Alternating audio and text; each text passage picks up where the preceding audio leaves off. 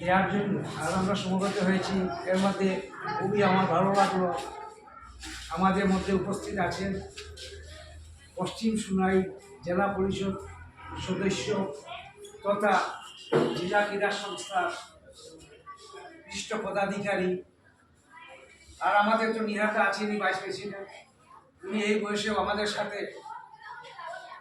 খুঁজ মিলিয়ে চলার চেষ্টা করে যাচ্ছেন, তাই ওনাকে আন্তরিক শুভেচ্ছা জানিয়ে আজকের উপস্থিত এই আমাদের যারা দুস্থ পরিবারের সদস্যরা এসেছেন, আমাদের ডাকে সাড়া দিয়ে উপস্থিত হয়ে এই সামান্য শীতবস্ত্রগুলো গ্রহণ করবে। আশা করব আপনারা যে প্রচেষ্টা, সেই প্রচেষ্টাতে আপনাদের যাতে ভবিষ্যতে, আজকে হয়তো দুস্থ আছেন, কালকে হয়তো আপনারা সুস্থ হতে পারেন, সুস্থ বা সবল হতে পারেন, আপনাদেরও যাতে এই মেন্টালিটি গড়ে ওঠে, আমি যদি ভবিষ্যতে সুস্থ হই, সবল হই, তাহলে আমরাও কিছুটা এইভাবে সাহায্য করবো যারা দুস্থ।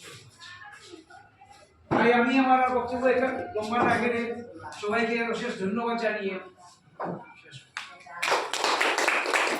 আমাদের কমিটির ভাইস প্রেসিডেন্ট মৌলানা বাবুর হোসেন লস্কর সাহেব অনুরোধ করিয়া কিছু এটা করার লাগিয়া। আজকে সোনাই ঈদ মিলনোৎসব কমিটির পক্ষ থেকে যে শীতের কম্বল বিতরণ সভার সভাপতি, অন্যান্য আমন্ত্রণীয় বক্তাগণ বা আমার সম্মুখে যারা উপস্থিত, সবাইকে আমার অন্তরের অন্তঃস্থল থেকে অসংখ্য ধন্যবাদ। কারণ আমি একটি কথা বলতে চাই যে সময় বিশেষে সময়ে সময়ে আমার এনামুল ভাই সব সময় আপনারা পাশে দাঁড়িয়ে থাকে, এমনকি ঈদের সময় লাডের সময় যে কোনো অবস্থাতে সব সময় যদি দেখা যায় যে আমার এনামুল ভাই যদি একটু লড়াচড়া করেন, তাহলে দেখা যায় যে সোনাই মোটামুটি প্রোগ্রামের দিকে এগিয়ে যাচ্ছে। এই ব্যাপারে তাহলে আমি অসংখ্য ধন্যবাদ জানাই যে প্রোগ্রাম যদি সোনাইতে রাখা হয় সময় বিশেষে মানুষের, গরিব মানুষের পাশে যে দাঁড়িয়ে থাকেন, আমি প্রায় সময় তার সাপোর্ট করি এবং আমি আরও কিছু সংগঠনের জড়িত আছি, কিন্তু দেখা গেছে যে তাই সব সময় দেখা গেছে গরিব মানুষের পাশে না, যেমন আপনারা সম্মুখে সব সময় দাঁড়িয়ে থাকেন। এমনকি আপনারা আমি দেখছি যে তাই এত কষ্ট করিয়া, এত মানুষের কাছে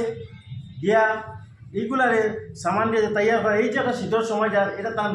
জানে এবং মনে মানেন না যে এই শীতটা যাইতো গিয়া আমি যে গরিব মানুষের পাশে দাঁড়াইতাম না, এই কথাটা তার এই বুঝটা মানেন না। যার শীত তো যাইব গিয়া, শীত তো রইতো না, কিন্তু একটা আফসোস তার ভিতরে থাকে যে আমি শীতের মধ্যে কতটা কম্বল দিতাম পারলাম না, এই কথাটা আফসোস তার সব সময় তাকায়নি। এমনকি প্রত্যেক সময়ও প্রত্যেক যে কাজ যে সম্মুখে ইয়ে পড়ে, এই সম্মুখে তাড়াতাড়ি আমি দেখছি হাত বাড়াই এগিয়ে আপনার আমাদের সহযোগিতা সব সময় করে যেন এর লাগিয়া আপনার আমার সবে তার লাগি বেশ করি আশীর্বাদ করতাম যে তার অদূর ভবিষ্যৎ যেন উপরালা এবং আল্লাহ তারা কিনা হয় উজ্জ্বল ভবিষ্যৎ কামনা করি। এই বলে আমি আমার সংক্ষিপ্ত এখানে